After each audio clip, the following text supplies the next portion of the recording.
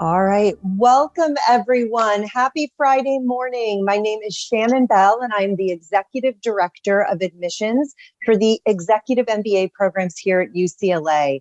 We are so happy to have you. This is actually our first kind of formal event that we are having for this new recruitment season. So all of you are the go-getters. You're ahead of the game. You're ahead of the curve. We're really happy to see you here today. So today, just to give you a brief rundown, because I know, some of you might have to jump at certain points or put us on mute for a second and take a call. The great news is today's session's recorded and we will send it out afterwards so you could watch it on demand if there's any parts that you missed. But we definitely encourage you to stay because there'll be opportunities for Q&A. But first, we're going to have a short presentation from Dean Gonzalo Freixes. He's our Dean of the Executive MBA and Fully Employed MBA programs here. So he'll provide that brief overview. We'll do a short Q&A with him, hopefully, if we have some time. And then we've got the main kind of guests here. We've got three incredible alumni panelists who are here to share their personal journeys, stories. I always think it's best to hear from them. And then there will definitely be time for Q&A for them. So please think of those questions that would be most beneficial for them to answer for you. Next, I want to just quickly introduce you. Hopefully, some of you have already met with us, or at least one of us have been in contact with. But this is our admissions staff. We are here to help you every step of the way. So please, hopefully you'll touch base with one of us or more, maybe all three of us during your journey. We make ourselves very accessible and look forward to meeting you one-on-one. Now, before we jump in, I just want to let you know that at UCLA Anderson here, we actually have two executive MBA programs that my team recruits for. One of them is our Los Angeles-based UCLA Anderson Executive MBA program. That's the one we're going to spend most of the time talking about today. But I always like to mention that we also have a really unique dual degree global executive MBA program in partnership with one of the top Asian business schools, National University of Singapore. So this is definitely a great option if you feel that you would benefit from having an Asia Pacific plus US focused curriculum and network. So definitely get in touch with us about that. And the reason we recruit for both of these is because both of these programs are looking for senior professionals who have a minimum of 8 years work experience. The average is around 15, and a minimum of 5 years in management, with the average being 9. Hopefully you've seen on our website, we do have that broader definition of management that also not only includes people management, but as well as if you oversee projects and oversee budgets. So both of these programs let you work while going to school and obviously give you classmates who come with really unique and highly experienced backgrounds for you to learn from as well. So I'm going to turn the floor over. As I said, Gonzalo Freixes is going to spend a lot of time more talking about our UCLA Los Angeles-based program. But he does oversee both of these programs. Dean Freixes, it's hard to give him a quick intro, so I'm just going to buzz through, but just know he does even more than I'm about to say.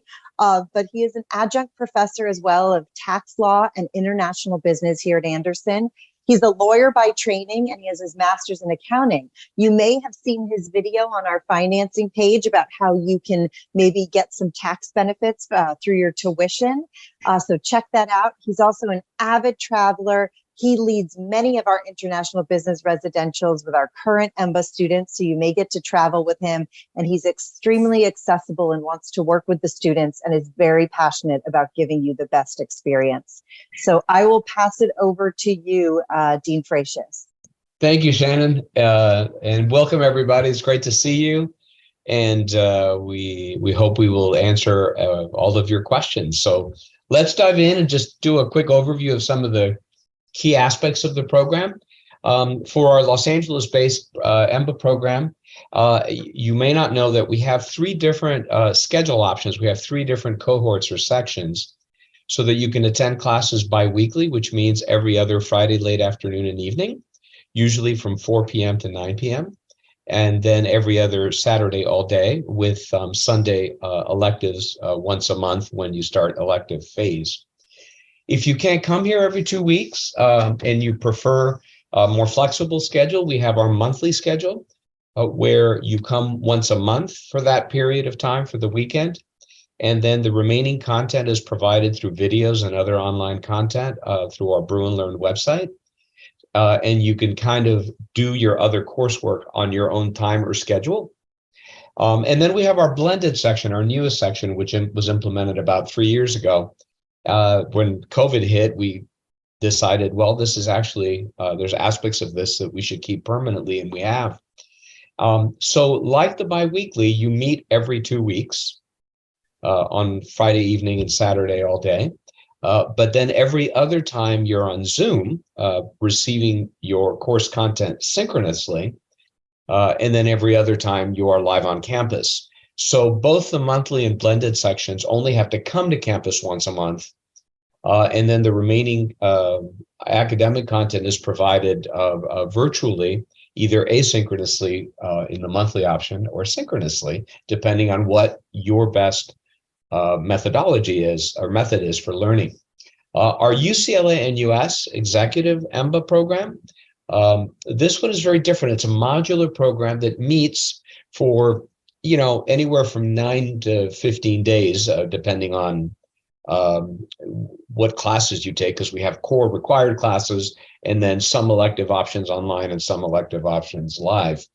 And it meets in different cities in Asia and in Los Angeles, twice in LA, twice in Singapore. So for those of you that have business interests in Asia, this might be a very helpful program. All right, let's go to the next slide. So at least half of what you're going to be learning in this program, you're not going to learn from us, from the faculty. You're going to learn from each other. And that's because we have the mini board model where you work with learning teams. The program actually forms these learning teams or mini boards for your first, for leadership foundations in your first quarter. And then we switch them up every couple of quarters so that you get to work with different people. And we try to make them very diverse and balanced. So you don't have 5 accountants or 5 physicians or 5 engineers on a team. You will meet people with different backgrounds. And that way, a lot of the work we do at Anderson is collaborative, and you'll have an opportunity to work with different groups within your class. Let's move on. In terms of the curriculum, it's really split into 2. We have what we call the core curriculum, and this is very common, the very common core that most executive or even regular MBA programs have, such things as marketing and economics and organizational behavior, statistics, which is really data and decisions, how you use statistical data in making business decisions, and strategy. And then you have the opportunity to take elective courses. Now, you're required to take 3 electives, and we embed some of these electives on Sundays once a month so that all 3 cohorts can take them. And those you see in yellow, those are some of our most popular electives that we offer embedded into the program itself, like negotiations, corporate finance, brand management, and then our suite of entrepreneurship classes. However, you also can take as many additional electives as you want with no additional tuition cost in our FEMBA or even our full-time program. Our FEMBA program, which is our fully employed MBA program, they offer classes Monday through Thursday nights. They also offer hybrid classes on weekends. And you can enroll in those courses as well and take those electives. And I'd say that most of our EMBA students do take more than the 3 electives, probably more on an average of, 6 to 8, if not more. And then by taking electives, you can pursue specializations in such areas as leadership, global management, entrepreneurship, finance, marketing, or technology within the EMBA program, because we offer electives within EMBA for all of these. You can also pursue electives where you'd have to take some courses in our FEMBA program in such areas as healthcare, entertainment, or real estate, for example. Some of these, like for example, our sustainability one may require you to take a day class here and there, but most of them do offer evening or weekend classes, so you can do that. And that's it for the program. And then the capstone, which you do in your last 2 quarters, puts together everything you've learned in your MBA degree and applies it through a real world type project. You can either pursue our SMR, Strategic Management Research, where you will work in a team on a consulting project for a real company or organization. It can be a big company like Cisco or IBM, or it can be a small nonprofit from the Los Angeles area, or an international project. And you work for 6 months doing a lot of secondary and primary research, and do a final presentation and written report at the end. And you apply all the frameworks you've learned in your core classes, plus your own personal experience. But if you want to come for your MBA to get an entrepreneurial experience, you can do our business creation program. Same research and requirements, but instead of working for an outside client company, you work with a team of your students to launch your own company. And you work with a dedicated faculty advisor.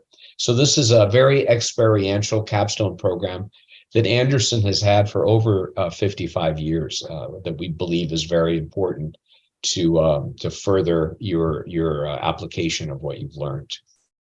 Next slide, please.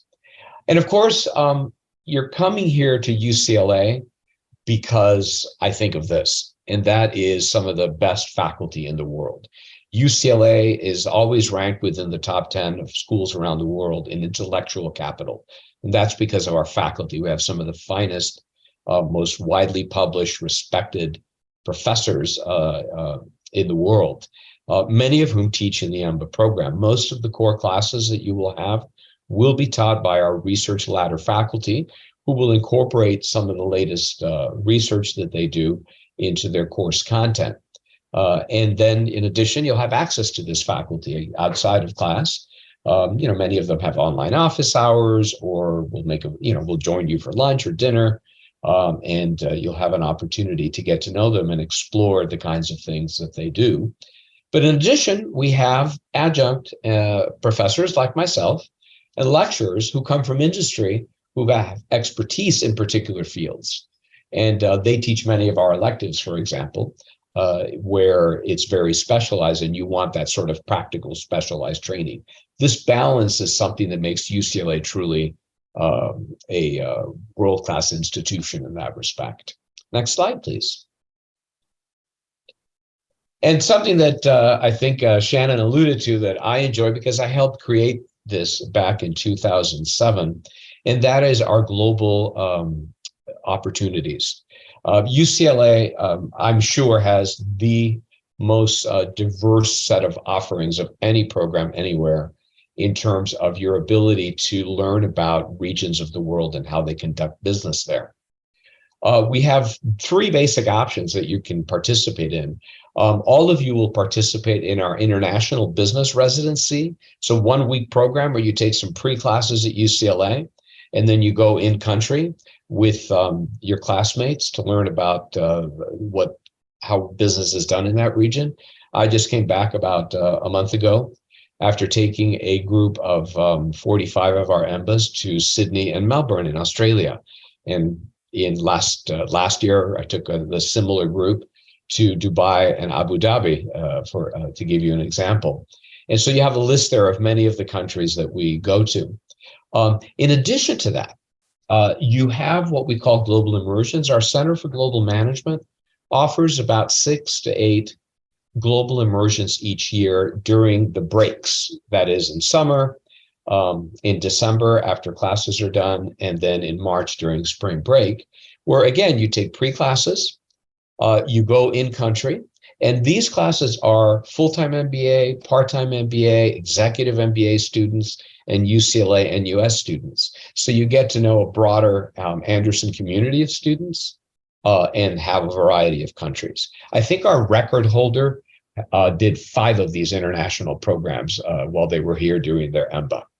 And then finally, in addition to this, next slide, please, you've got our international exchanges.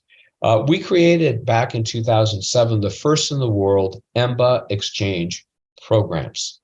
We know that you work and you can't take a quarter or semester off to go somewhere to study, but hopefully you can take 1 week off.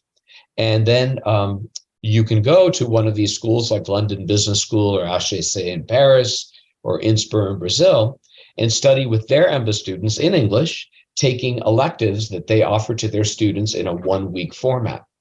And then in August, when you can opt to take some elective classes here at UCLA, executive MBA students from all these schools will come and join you in your classes, and you get to expand your network. So our global offerings are really something that that is a strength of the school, and we hope that you will take advantage of.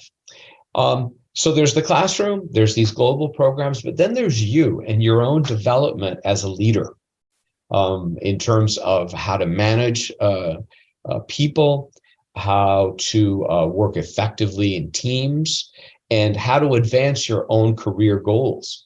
And that's where our executive MBA career and leadership development program and team comes in. You will work with dedicated certified executive coaches, both internal to Anderson with Tom Larson, our director of our CLD team, as well as with outside executive coaches that we provide that students can participate in getting further guidance from those. We have a strong leadership foundations curriculum. You spend the first week of the program learning from each other and learning about yourself and how you can develop as a leader. But then at the beginning of each quarter, you come early on that Friday and you get 5 additional hours of leadership curriculum with some of our top faculty and outside speakers. You can also set up meetings, appointments with our own internal executive coaches or our external executive coaches to help you find the fit that you want for your career. So, and then additionally, and finally, we have an outside program outside of EMBA offered to all Anderson students called Leadership at Anderson, which provides additional mentors and coaches and teaches you how to work more effectively in teams. It's really a very robust piece of the program. Next slide, please. And then outside of the classroom and all this leadership, there's a whole other world. As I like to call it, there's a lot of candy in the candy store. We have 8 academic centers. So if you want to focus on real estate or entertainment and sports management or technology or global programming, it's entrepreneurship. We have research centers that provide resources and you can work with. We have an accelerator on campus for those of you that want to participate and launch your own business. And then we have 50 student clubs and both affinity clubs, as well as professional clubs, as well as some social clubs. If you like to go surfing, for example, and you can participate and join those clubs and really get to know your fellow Anderson community. It's just a great, very collaborative, very friendly. We're not high stress, competitive at all. All right, next slide. So that's all I have. I tried to go through this as quickly as possible to allow time for you to do some questions before we see our alumni panel. I can stay on and then I'll turn things back over to Shannon so she can go over our application deadlines. Yes, and because Dean Freixes he has to go to a very important meeting where they're continuing to talk with leadership about the innovation of the program and the school. I am going to just skip to the Q&A for just Dean Freixes, and then I'll get into a little bit about the application. So please, anybody feel free to raise your hand or put something into the chat. We'd love to hear what questions you have.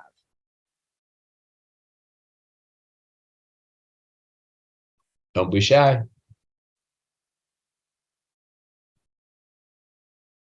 Yeah, or is there any questions about, the program, the classes? Because I've been teaching here for more than 32 years, so I also wear a professor hat as well as a dean hat. I do have a question. Yeah. Hi, hello. Hi. Would all the available classes, how soon would we see all the different options? Like, are classes being released like a whole, calendar year, just so for planning purposes and things like that? There is a general outline of all the classes that are going to be offered during the year. And then, you can kind of plan ahead. And then we also encourage you to meet with Michael Fontanez, who's our executive director, and with your dedicated program manager. Each of those cohorts that I mentioned has a dedicated program manager who's your first point of contact, whenever you have questions. And, you can kind of work with them and with our career team to say, okay, I want to pursue a career in real estate and I would like to take some of the real estate courses. When are those going to be offered? And then we can sort of, customize things a little bit for you. But you will have those for the academic year. And you'll see the schedule. So yeah, I hope that answers your question. Great. Thank you so much. Sure. Anyone else? Everyone's just so well prepared. I think that's it. Everyone's watched our webinars, got on the website. I do have a question, Jen. Yes, please, Justin. Yeah. Hey, Dean Freixes. I'm Hi, curious Justin. actually about, how's it going? I'm actually curious about what you mentioned or what Shannon mentioned about the innovation of the program moving forward in the future. Yeah. What are the things that you're excited about? Oh my goodness. Well, our dean and we've been undergoing a strategic planning process for the last almost 2 years, where we're looking ahead the next 3 to 5 years and what we can do to improve the overall program, and just everything about the school and what we're doing. And there's a lot that's happening in that respect. One of it is a big focus on leadership and expanding that across the school. EMBA already has a robust leadership curriculum, but we are making some changes even in that are going to incorporate some more of our research faculty from our management and organizations area that do research in the field of leadership and diversity and inclusion and working effectively in teams and all of that. So bringing that more to you, so that excites me. And then so we're having a big meeting today, 27 leaders from across the school to start talking about the implementation of the strategic plan, where we're going to focus on 2 things as a school, sort of the technical preparation to make sure our students understand, how data is used and how to analyze data and to get the technical and industry skills necessary, as well as the leadership component in terms of we've for example, our new leadership week now is foundations in inclusive leadership. So those are some of the cool things that are happening that I'm excited about in the program. The fact that the school and we're going to try to introduce classes and specializations and expand our offerings in such areas as healthcare and clean tech, for example, and entertainment and media. So those are all exciting things because we have growing numbers of students from those fields. Great. And there is a question here from, go ahead. Juliana, I think, Juliana, is that you? Yes. Okay, go ahead. Yeah, you ask, because I know I can definitely address Michelle's too. So Juliana, please go ahead. Thank you. And yeah. Hi, Professor. My question is about the staff, because you mentioned that some are research and some have industry experience. Is there a ratio of what we have access to at the core classes versus the electives? Well, I would say that your core classes are going to be taught probably 90% or more by research faculty, because that's where you're going to learn a lot of the theoretical frameworks and all of that. And of course, there's a heavy dosage of application, right? Because you'll be doing business cases and simulations and things like that. And then in our electives, I would say it's probably 50-50 core faculty and adjuncts and lecturers. For example, I teach classes in tax and real estate along with my global classes because I have, a law degree, a master's in tax, and those are my specialty fields based on my industry experience. And so that's sort of how the program is laid out to answer your question. But yeah, you will have an opportunity. But occasionally we will have an adjunct or a lecturer like Professor John Ullman, typically will teach one of our organizational behavior core classes, and he's a lecturer, but he's, got this vast industry experience, writes books, and, just a great professor to have. So you'll get both. Excellent. Thank you. Hi, and this is Amanda. Sorry, guys, I'm kind of in and out of this call. I'm not sure if this was addressed, but so I work in the digital technology field. Yeah. And right now there's a huge push with sustainability, as we know, especially here in California, but globally. Do we know, I don't know if you've mentioned this, I know that I might have seen one of the focuses be in technology, but are there courses that are also focused on the environment and sustainability and the whole kind of carbon neutral push that we can also take? Are there electives in that sense? There are electives not embedded within EMBA because we probably don't have a critical mass of people to take it. But we do offer them through our FEMBA program. And so you would have some courses available in that. Additionally, something you can do while you're here, depending on whether you're local, right? Because if you live out of the area, it might be more difficult. You can also take classes in those fields. You're at UCLA. You can go take a class through our environmental center in that, or you can take classes at the School of Public Health or Public Affairs. You can take other classes on the UCLA campus. And more programs are offering elective online offerings. In fact, we are offering now 5 to 7 fully online electives during the week at night every quarter. So that's great for EMBAs that live out of the area or for FEMBAs that live out of the area. Thank you. Sure. And clean tech is going to be a focus of the school. So we don't have a lot of classes, although we have a few, but expect more as we launch more into this field. Definitely. Thank you. Mm-hmm. And I'll just add that I think a lot of these really current hot button kind of items, Amanda, you're talking about are centers who we have 8 centers across various industries, technology being one of them.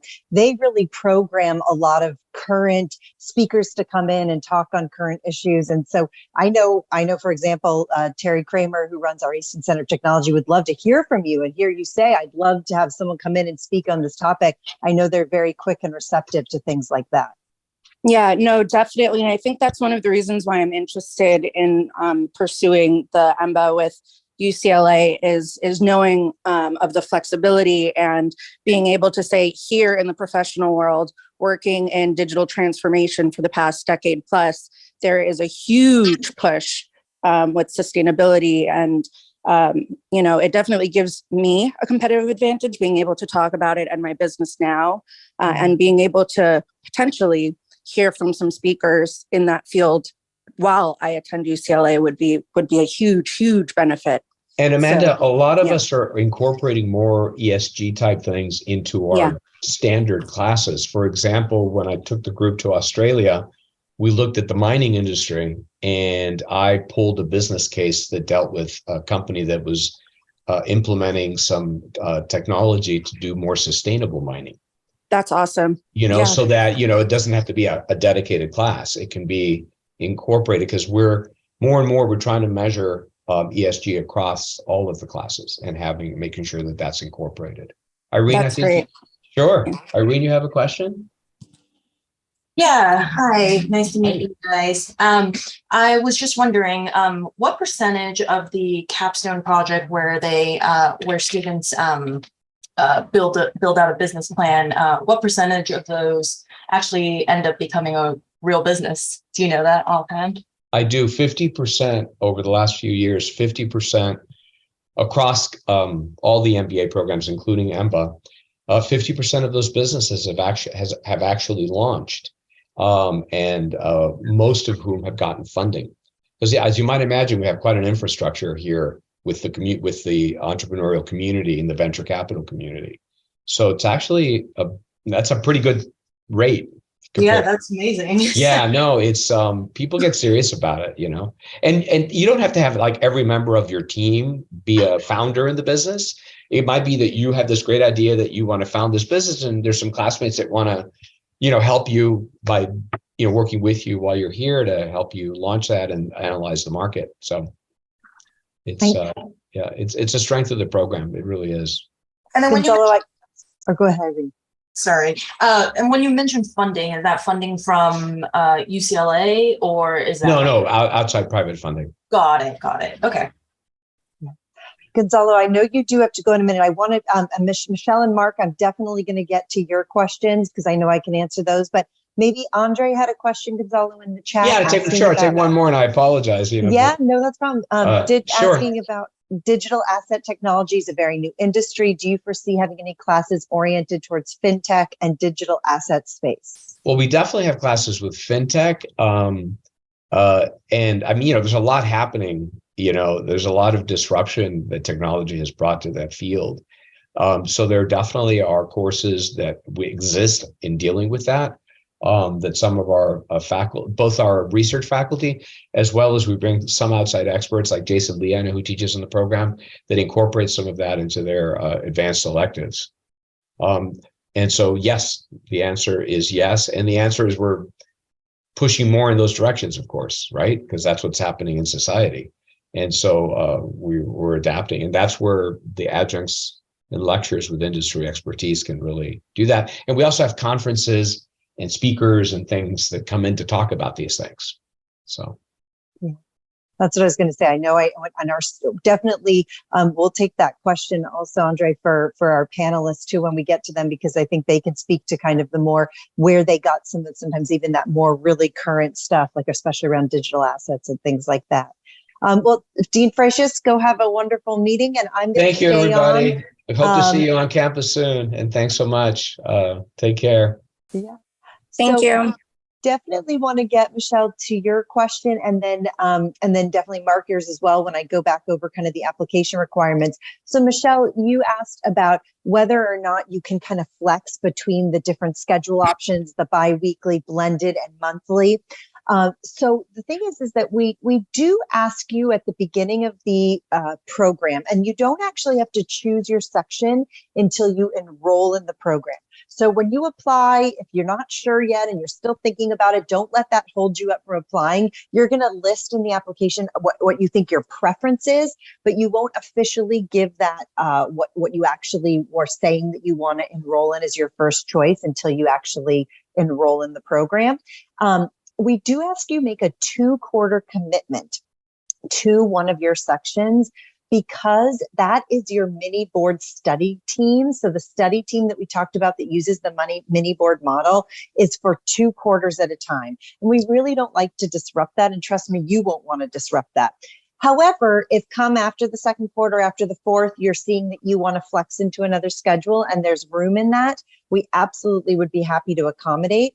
And I do want to call out that just because you're in a certain section or schedule option doesn't mean you can't come to campus more. That's just for those core classes. So for your electives, again, you could come to class, campus weekly. You could take some of the online classes on a weekly basis. Definitely the conferences and workshops and speaker series bring you to campus. So I've had some students say they choose one that maybe only has a once a month on campus because they want that flexibility to come to campus other times during the month. So that's how that process works. And then Mark, you asked about the interview process. So let's go back quickly to the deadlines and then the application, and I'll address that there and then continue to get to any questions. So yeah.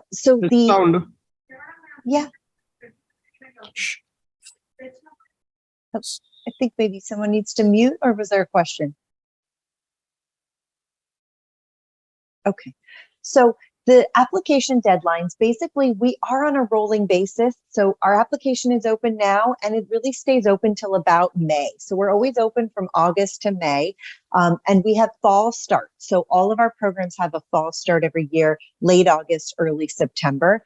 But we put deadlines in place because society and the way our brains work, people like deadlines. So these are definitely when the applications are due, but again, we'll process as we get them. And we have a lot of different resources for you to pop in and ask questions. These director Q&As that I host on a weekly basis, a one-on-one phone call if you have something very specific that you want to discuss for your case. Even our students every other week do Q&As virtually, so you can pop into those. They offer in the weekend, in the evening, and then they offer lunchtime slots as well. And then we have a Connect with an Ambassador program. So we'll send you this afterwards, but there is 2 of the people actually who are on our panel today are ambassadors. And these are alumni and current students who sign up and say, we'd love to talk to prospects and share our story and answer questions. So take advantage of looking at that list and see if any of these people, resonate with your story and that you'd want to connect with one-on-one. And then class visits. So thank goodness the pandemic is, starting to move back behind us, and we can bring you back on campus to sit in on a class, have lunch with students. So we'll send you all these links as a follow-up as well. Irene, I see your hand. I'll get to you in just 1 minute for sure. After these deadlines. So then the UCLA NUS application deadlines, it's a little earlier because that program ends or starts in May instead of in the fall. So if you do have interest in this program, make sure you get in touch with us again, same group of people, and we can walk you through kind of what this program is all about as well. Next slide. And Irene, while we're transitioning, did you have a question about the deadlines or ways to connect? Yeah, so on the deadline, so you said it's based on a rolling basis. So if we start an application but miss a specific deadline, then would that application still be live, or would we need to start over? No, absolutely. Yeah. And that's the whole point. So you don't, let's say you miss a deadline and you want to submit 5 days later. Yes, the application will stay open for the whole time. The only thing is that each year has its own application. So if you're not looking, this would be the one you'd be filling out now would be to start in fall 2023. If for some reason you're looking to start in fall 2024, which some of you might really be planning ahead, I just recommend don't start your application until August 1st of 23, but feel free to come to all of our events and engage with us for sure. Understood. Thank you so much. Yeah. And then Mark, this is where I'll definitely get to your question. So these are just kind of some of the application basics. We definitely have more information, much more in depth on our website, and we'll send you a follow-up.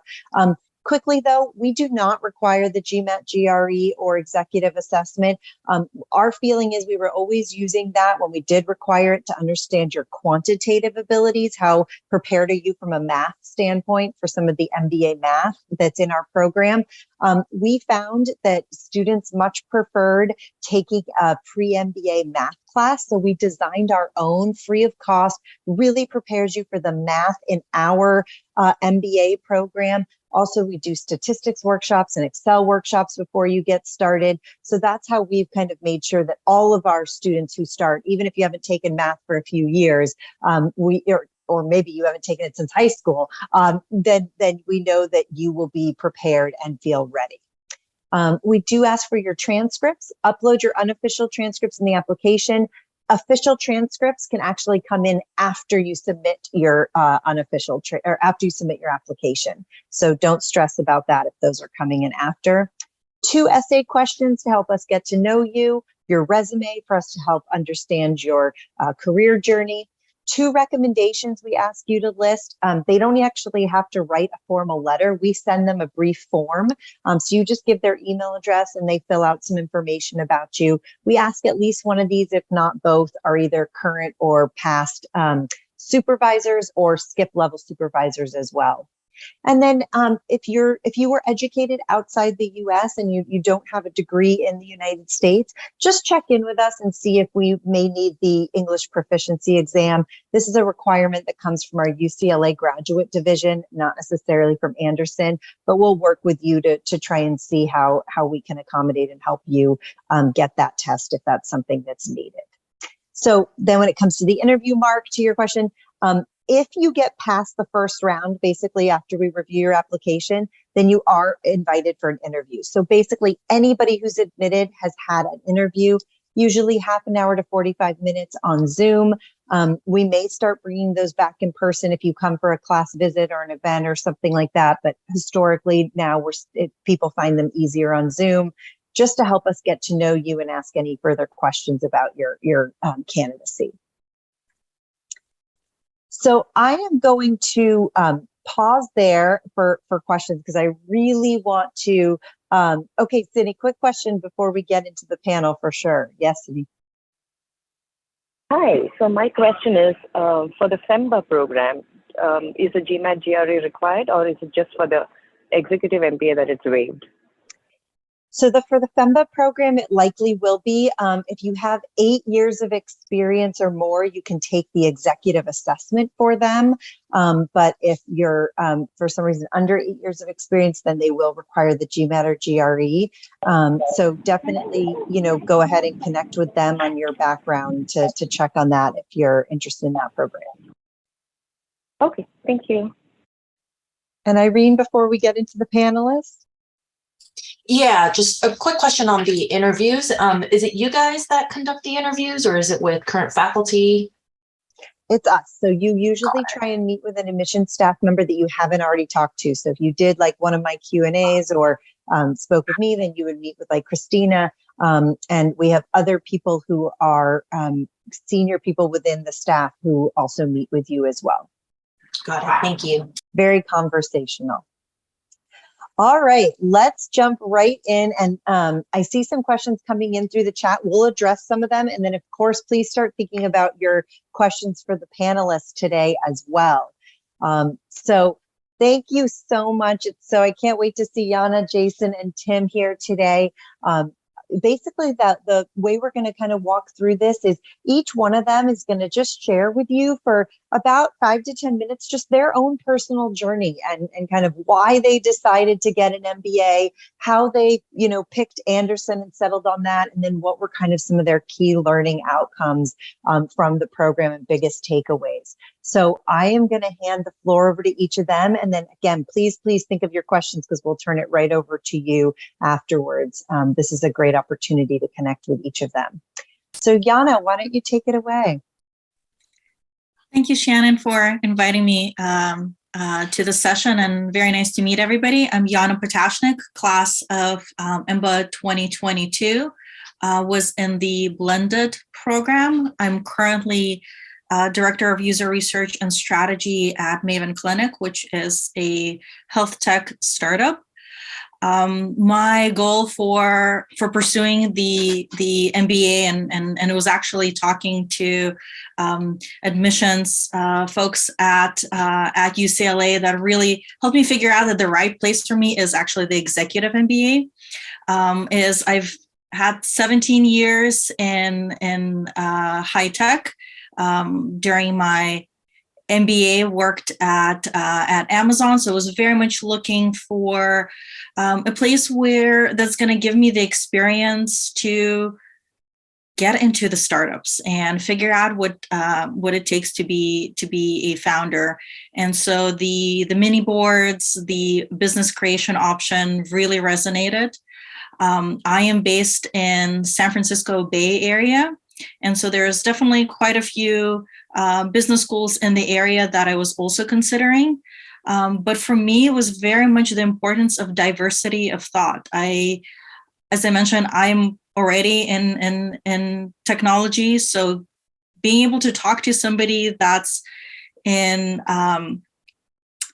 also in tech is very easy through my personal network. So I was really looking to learn from people who are in healthcare and in entertainment industry. And in UCLA, we had a really amazing cohort that was coming from like veterans, and you get such diversity of thought. And I love the mini boards. Shannon, I have no idea how you guys do this, but it's amazing because our mini board every time was really like people who are incredible people who bring so much to the class experience that I learned a ton from, and have been both the academic and the emotional support through the journey. Okay, in terms of balancing things out, a little bit about myself. I'm also a mom of 2. So for me, the blended was just kind of that perfect experience where I could be on campus. I still had the commitment that I know this is when I'm going to be studying and being in classes, but could still balance that personal aspect. Shannon, anything else you want to make sure? I like this was top of mind. May have missed some of the questions that you had for me. Yeah, no, maybe just one thing would be interesting because I know you did a career, you did make a move, within the program, and so just kind of curious, maybe from a career standpoint, how was this helpful in helping you reach that goal? So I think right away, my first quarter, I took the negotiations elective, and part of that elective, you gotta, like your final project, you have to have a real negotiation.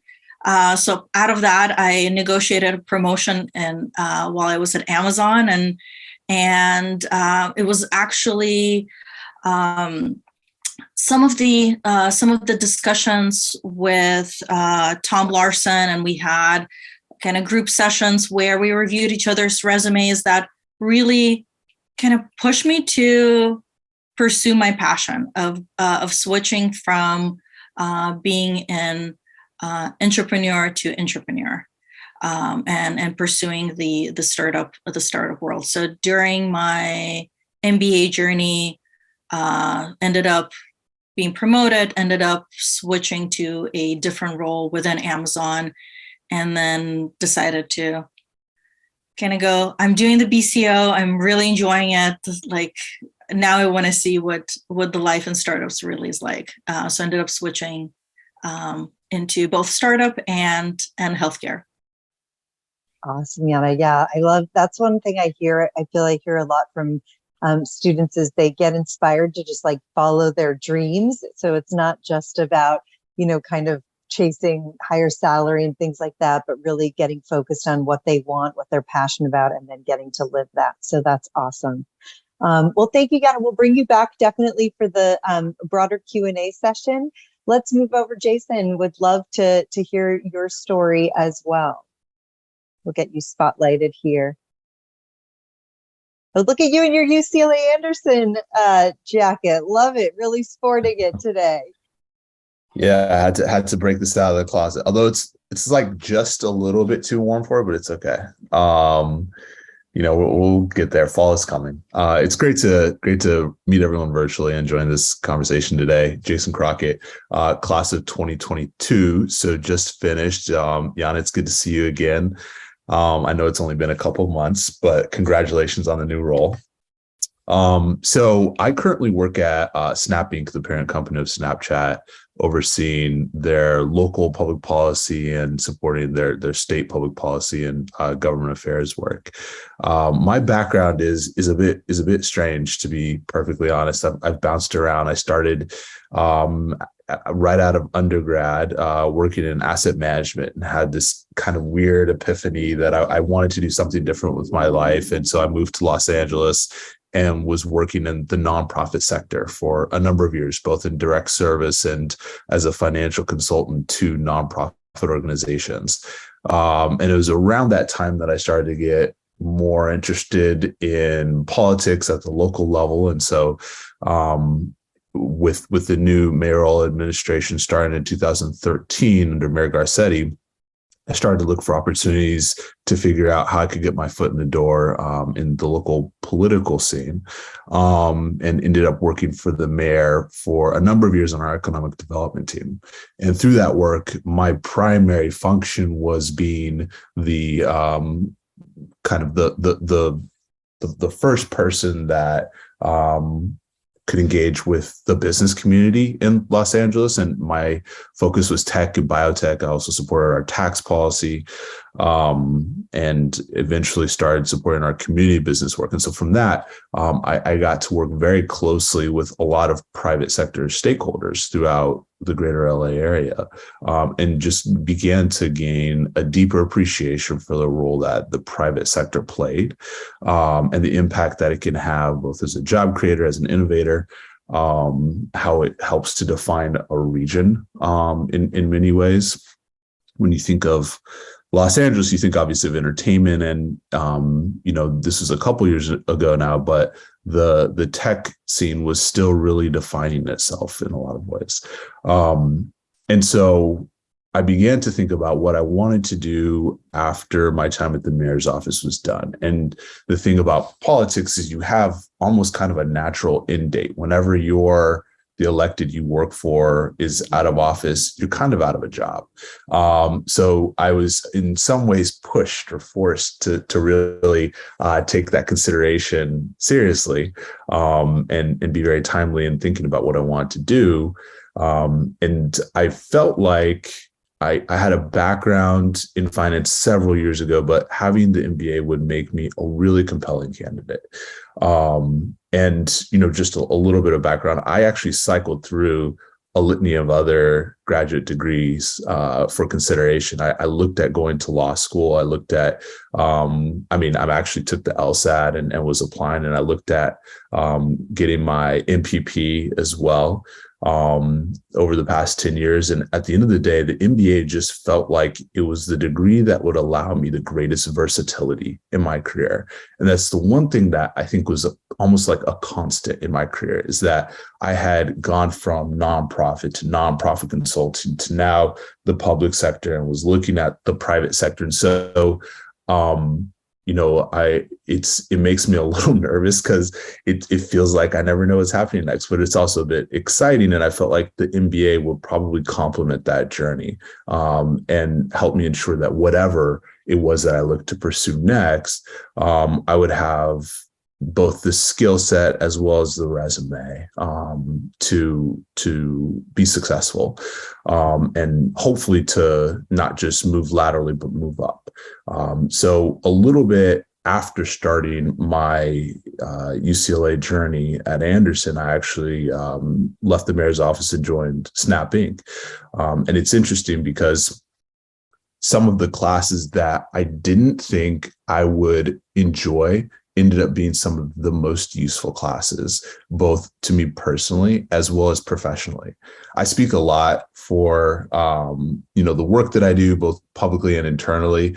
And so I ended up taking a leadership communications class, really because I was curious, and a couple of my friends were saying it's a good class, but I was on the fence.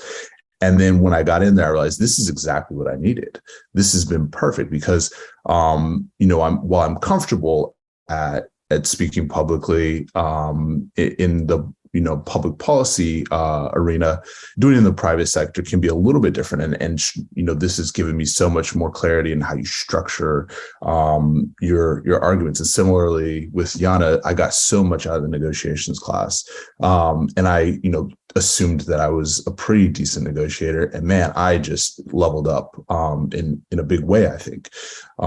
So I have to say, thank you. It's been just, very fortuitous that the timing has worked out, that the EMBA experience has complemented kind of my own career change and shift into the private sector. It's been very helpful as well as I'm moving into kind of, an expanded role, supporting some of our more innovative work at Snap, which is really exciting. So not just our traditional policy and legislative work, but also working with cities and counties and states and how they view themselves as stakeholders and users of technology like Snapchat. So I'm grateful for UCLA for a number of reasons. I'm sure we're going to get into this more, but I looked at a couple of other schools. I won't say any names. I knew I wanted to stay in Los Angeles, and I'm just someone who wanted to kind of indulge in the academic experience and get the network. And I don't think that there's a better school, certainly not in Los Angeles. And I would argue, all of California has some great schools. UCLA is right at the top when it comes to offering such a both deep and broad academic opportunity. If you look at, and this is going to surprise a lot of people, if you're interested in innovation, there's really not a better school than UCLA. UCLA has time and time again, I think going back to like 2017, had the largest number of successful companies leaving its university, successful entrepreneurial companies leaving the university. So They do a great job of really supporting entrepreneurs and surrounding entrepreneurs with the resources that they need to be successful, including access to capital, including a lot of the soft skills. The BCO program was another really strong selling point for me as someone who had interest in learning more in entrepreneurship, but I myself didn't have an idea that I was super hooked to. I just wanted to learn more about kind of the entrepreneurial journey.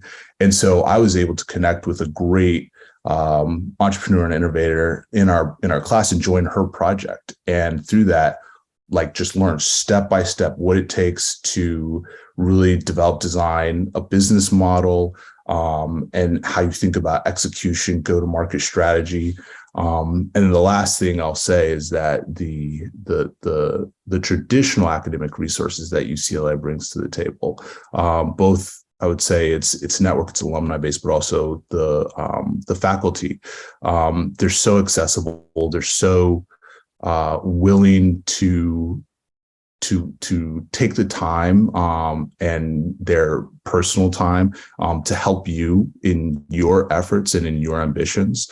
And so that's something that I really appreciate. And that's a reputation that UCLA had, that I had heard from a number of alumni and other folks, is that the faculty really want to see you succeed and they will make themselves available to help support that. So I'm not sure, Shannon, if there's anything else that I should touch on, but I want to make sure we give some time to Tim as well. That was great, Jason. Thank you for that overview.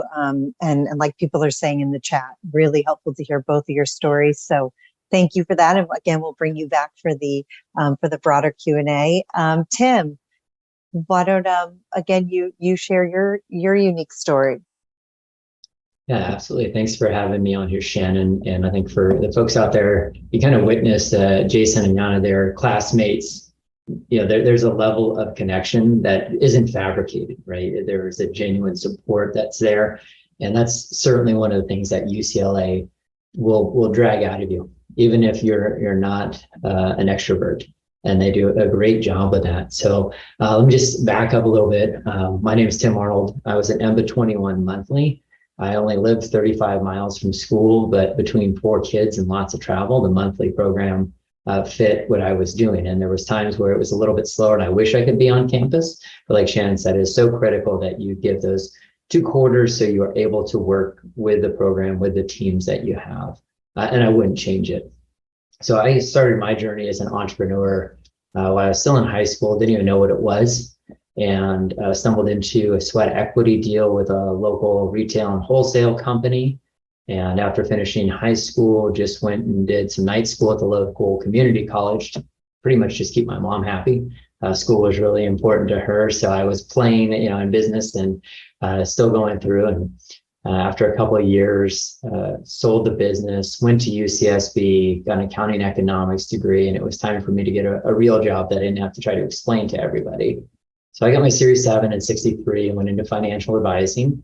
Enjoyed that for a couple of years, but had that itch to get back out and build. And so I went ahead and resigned from a good job, good position, something I was a young person that should have had it, got this great opportunity, but I wasn't as fulfilled as I wanted to be. So I jumped out, started working with an early e-com company. And again, there's not a lot of books. This was early 2000s, and just kind of blindly feeling a way around, but loved everything about that, always building, creating, failing, analyzing, and do it again. It's like Groundhog's Day, but it was fun.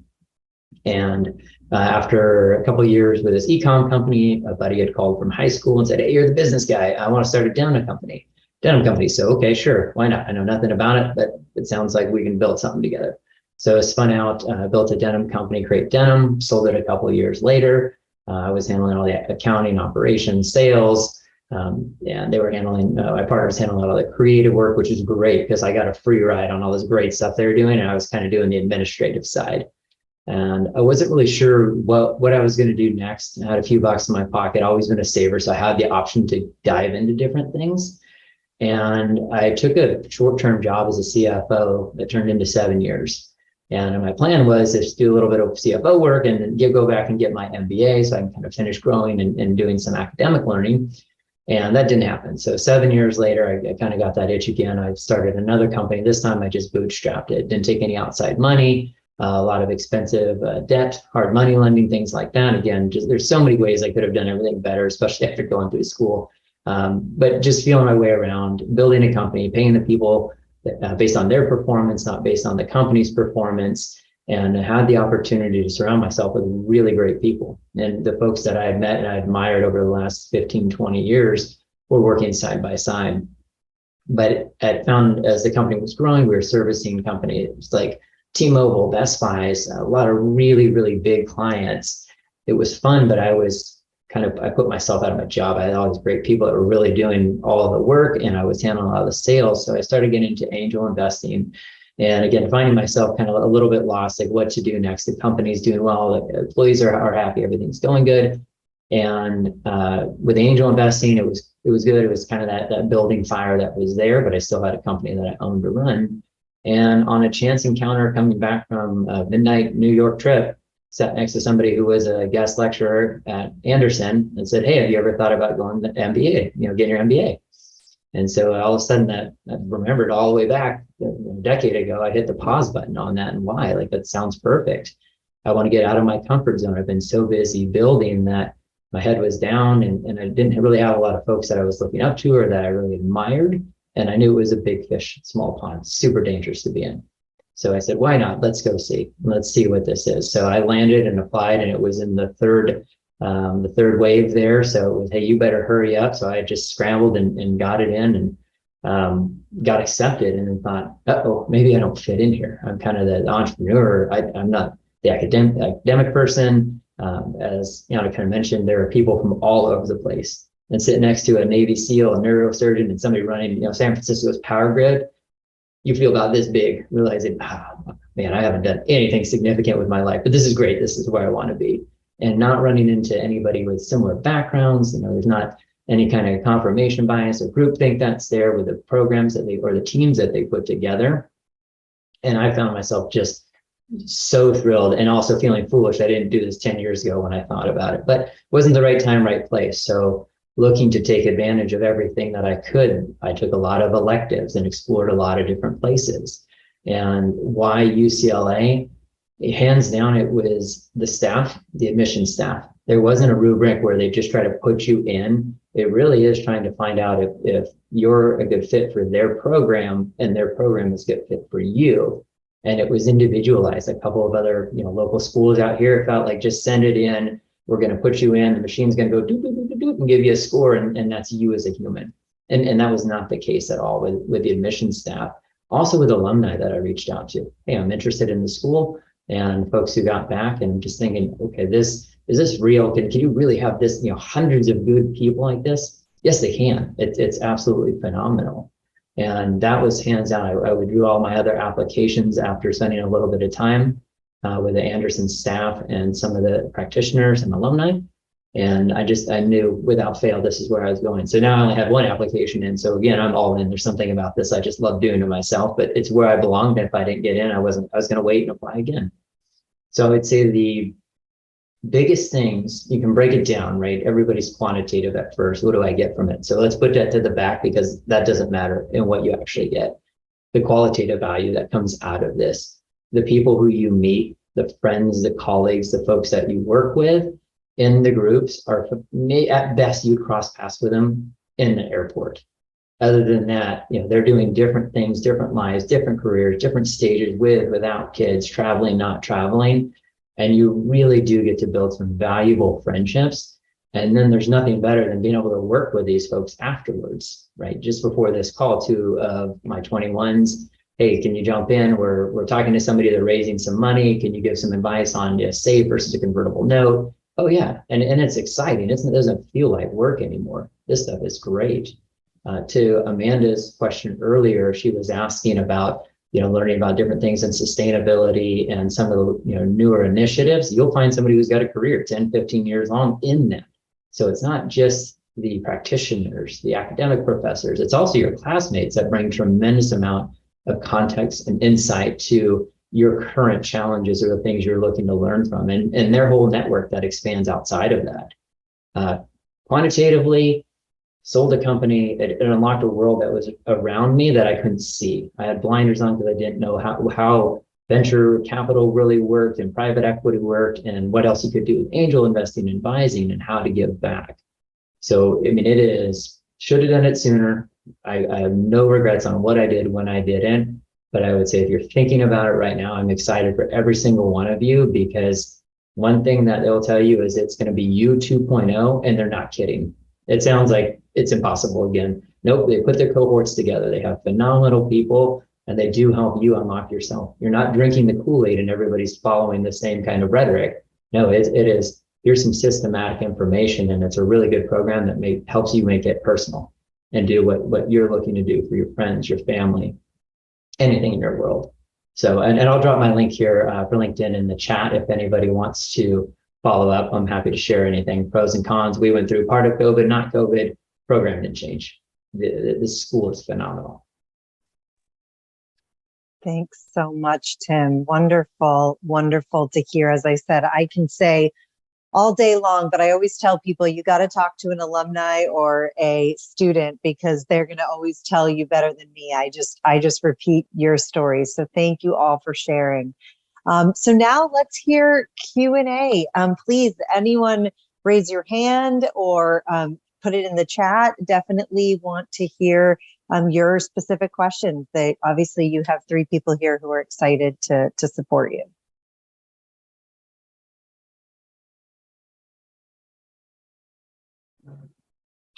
Hi, I'm Jasmine. I have a question. Have any of you leveraged any of the resources post-graduation?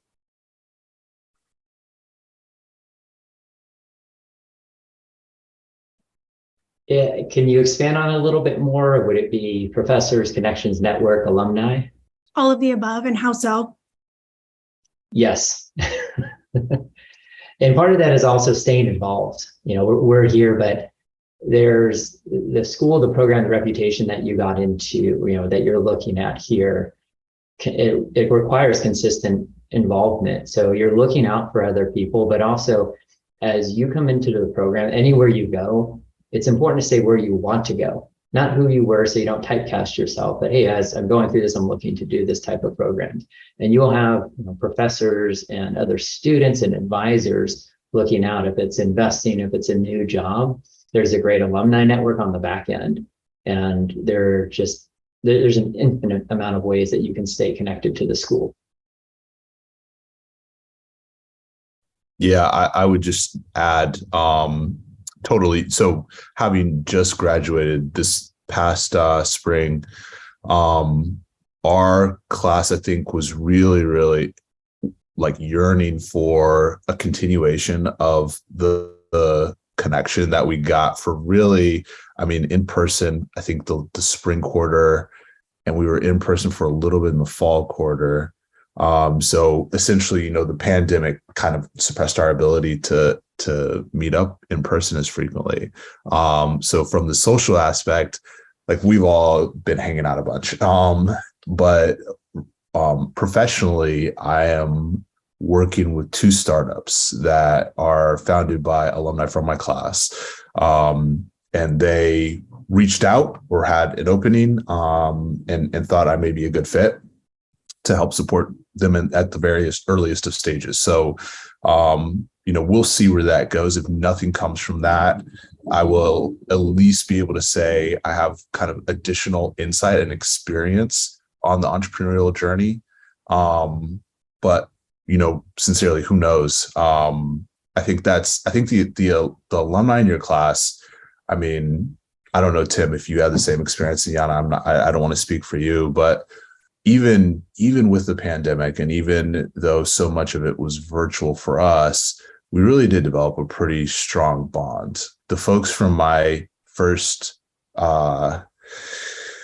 study group, we're like really, really close friends. You know, some of them have coached me through a couple of issues professionally, and or like, you know, some personal stuff, even like how do I deal with, you know, balancing some of these life goals that I have with my career, and just being able to glean from their experience has been invaluable. So short answer, yes. So echoing what Jason said, I think the class of 2022 were, very eager to spend that social time together. And so in Bay Area, we've had quite a few meetups, but what I also appreciate and that I've been participating in is our larger UCLA Anderson alumni community. So in Bay Area, we have Anderson Pitch. And so it's different alumni getting together, sharing their startup pitch ideas and kind of doing the full 15-minute pitch with the presentation. And so it's been really great to get exposure to different types of ideas that I normally don't get to see, but also meeting other alums from different classes, the MBAs, the FEMBA, other EMBAs throughout the years, and it's it's amazing kind of the value system and the type of amazing people that Anderson is able to bring together, and you get to really experience that when you meet other alums, kind of not from your particular class, and just kind of see that that consistency. Thank you for sharing. Awesome. Who else? I have a question. Yeah. First and foremost, thank you. This has been an amazing panel to hear each of your experiences, your journey, both professionally and personally. It's really exciting to hear, coming in. And my question to you guys is there anything you would do differently, right? We're going in possibly 23, 24. Any recommendations, anything you do more of, less of? What's some advice or guidance on that? I think the one thing I touched on earlier is make sure people know where you want to go. We land and we kind of just start spitting out our CV and our application. And then you realize, hold on, I don't want to keep doing what I was doing. I'm here to do something different to unlock. And so anybody who's coming in, that's number one piece of advice. Is where are you going so everybody around you can help you get there. I think there's one piece of advice that may help you regardless of where you go. Don't get scared off of the hard classes. There's one class in particular that I'm kicking myself that I didn't take, and it was only available in this block of time. And in my mind, I was just like, I am really busy right now. And the idea of taking this class right now is stressing me out. I'll probably have another opportunity to take it later. And it didn't, or I just wasn't able to take it. And I really, really regret that. I think, academics matter and you should definitely try. But you're not necessarily here no one's going to ask you what your GPA was, essentially. So the experience of being able to soak up that knowledge is more important than worrying about if you absolutely crush the class, if you're that type of person who wants to get an A and everything. So that'd be my one piece of advice.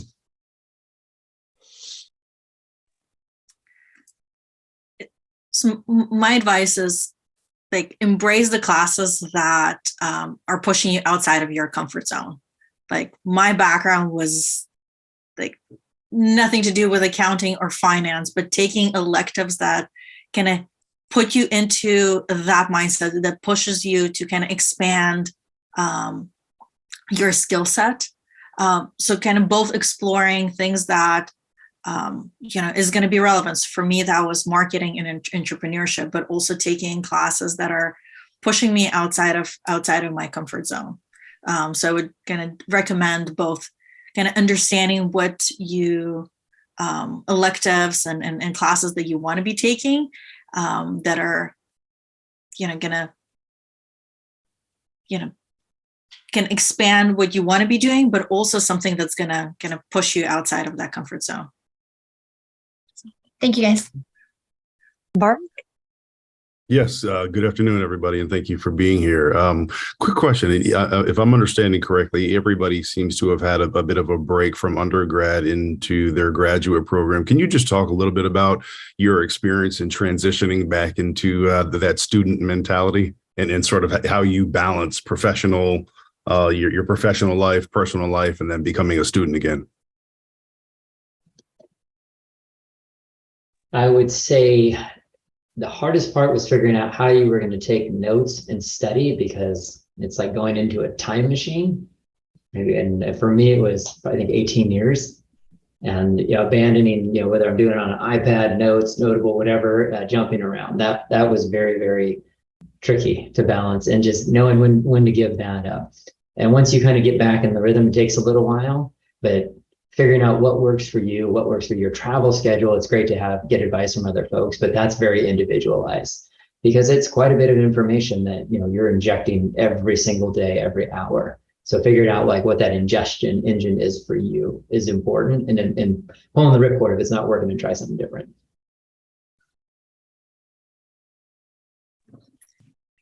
So for me, I'm a double Bruin with a little bit of husking in the middle. So I did my undergrad at UCLA, did my first master's up at University of Washington when I was in my mid-20s. So that was pre-kids, it was great.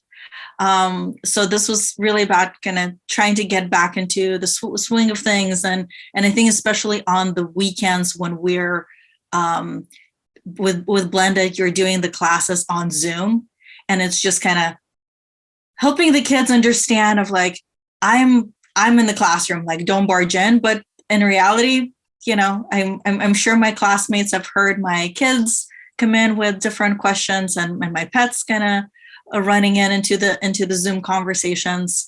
And I think it was very much about kind of creating that structure for myself of this is where I'm going to study. This is my kind of dedicated time. You dedicate time to your work, making sure you're blocking that out, and your family understands that, it's a family commitment. It's not just, you're doing this by yourself. If you have family and kids, it's a commitment that they're all supporting you through. Yeah, ditto what both Tim and Yana said. I think being intentional about your time and redeveloping those study habits, particularly carving out the time and dedicating it to committing to doing homework or case studies in preparation. This isn't necessarily answering your question, Mark, but you called out kind of the time, the gap in between undergrad and doing this program. And I think that's consistent across everyone that's accepted into the EMBA program. And I think it's one of the most valuable assets, because the folks in your class, some of them actually lived the case studies that you're going through, and they bring that expertise into the class. And I just valued so much. It's so much different than having to read on paper, but hearing it from your peer who was there. We had this whole case study on Netflix, and someone has I was there, and here's how that felt. Here's kind of what we went through and our thinking at the time. Same with Disney. I mean, a lot of big companies. So I would just call that point out. I know it's been touched on, and Shannon touched on it, but just to reiterate that element of the value of the EMBA program. Thank you. Justin. Yeah, hey guys. And like everyone else said, thank you so much for taking time out of your day and chat with us. It's been awesome hearing from everyone. I have a similar question, maybe it's a bit of a follow-up to the question that was just asked, but did you ever find that there was, obviously, going into this program, you have to make it a priority. Did you ever find that you had to deprioritize something else in your life or something else in your career that, did you ever find conflicts with your work at times? For myself, I travel a lot. I go to a lot of conventions and work's pretty crazy 24/7. So I'm kind of curious to understand how you guys manage that. I think the only commodity you have to trade with is sleep. Other than that, yes, there are opportunity costs. And Justin, I was traveling extensively, and I think I did the first 2 quarters in American Airlines, terminals. And that was just the way it worked. Okay, it's trying to schedule around it and working through it. I think one of the biggest things for me was, what could I do late at night when I was tired? And I needed to read early, and then I could work later. And finding that balance was pretty important, but it is manageable because there is so much time, especially that we just spend on our phones, TikTok, Instagram, whatever useless stuff we're spilling into our heads. You could use a lot of that time for studying. So I think it's probably easier for us now because we have these big blocks of time that are in there that we're kind of just socially entertaining ourselves. It's a fair swap. I just want to note, Tim didn't mention Snapchat in that time sucking experience. So we'll talk about that later, Tim. We'll have I'm to being get cognizant. Snapchat account now. So I'll jump in and just share the value of that mini group of your study groups. It's like having that group of people, like 2 years is a long time in terms of things that are going to happen. Like there are kids that are going to be born, there are, life changes. Our mini group, we went through, family members that were ill and people needed to take care of. We had one of our group members that got, deployed overseas during that time. It's about kind of creating that balance and that group, that mini group is really your support system, because, things are not going to stay consistent for 2 years. Like if anything, the last 2 years have really taught us that. But it's about having that support system. And the mini groups have just been absolutely incredible, because sometimes you're going to have a little bit more time and you're going to pull a little bit more weight on that project. And other times you're going to have things that are happening and you're traveling, you're going to have less bandwidth and your team is going to support you a little bit more. And it's all kind of having that balance. Yeah, I also, early on, before I even started, had a very open conversation with my employer about me participating in the program and, what it would require at a minimum. Fridays, I'm going to be unavailable every other Friday. And there's going to be, a week where I have to travel abroad. And I did the same when I switched employers as well in the interview process. Like once I already kind of had the offer, but I said, oh yeah, by the way, I'm in an executive MBA program and here's why I'm doing this. And here's the value that it will add to you, that I will bring to you as a company. So I think, obviously every situation is a little bit different, but thinking about how you negotiate that conversation early on before you even start, I think is a really useful tactic. Yeah, and I'll just add to that. I think that if you need any help, any of you kind of thinking about what that value is back to your company, whether it be just to get the time off or, potentially even to ask for sponsorship, that's where, setting up a one-on-one with us and you can really tell us like, oh, here's where I think it's, my company is going to push back. Do you have any other ideas and stuff? We're here to brainstorm with you as well and talk about, because I hear time and time again, look, Yana got a promotion within, during the program, we hear a lot about that the companies actually, maybe weren't willing to sponsor at first, but then start seeing the return on kind of someone showing up differently. And then I hear many stories of, now suddenly they're considering me for a position that they hadn't. And it's not necessarily because you have the MBA, it's what you're actually showing up and bringing and how you're holding yourself and the kind of ideas and thinking you're bringing to the table.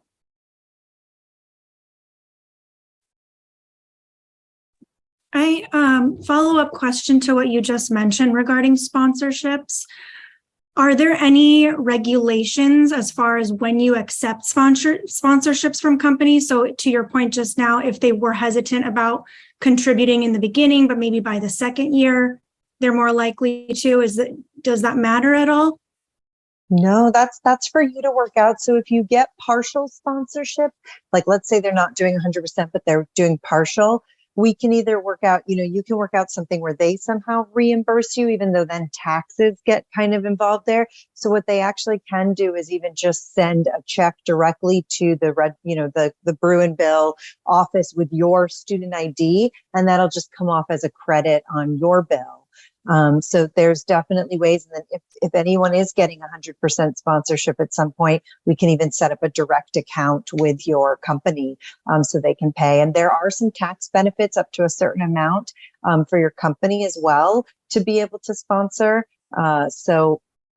We did a whole study like 2 years ago where we asked all of our alumni and students about, did you get sponsorship beyond what your maybe company, the basic reimbursement your company had?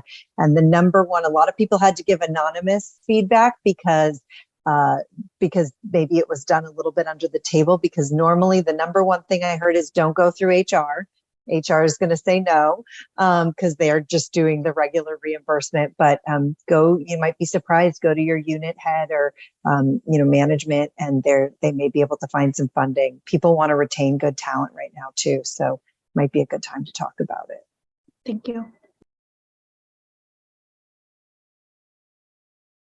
So I know we just have 2 minutes left. I want to be conscious of everyone's time. Is there any last question that anybody has?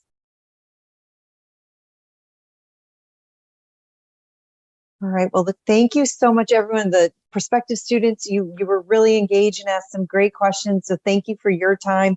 Thank you so much, Yana, Tim, and Jason. It was an absolute pleasure seeing you.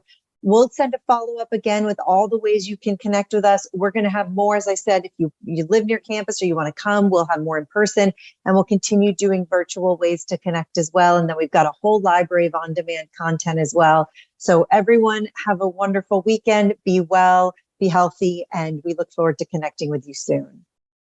Thank you all. Thanks, Appreciate it. Thanks, Thanks, everyone. Appreciate it.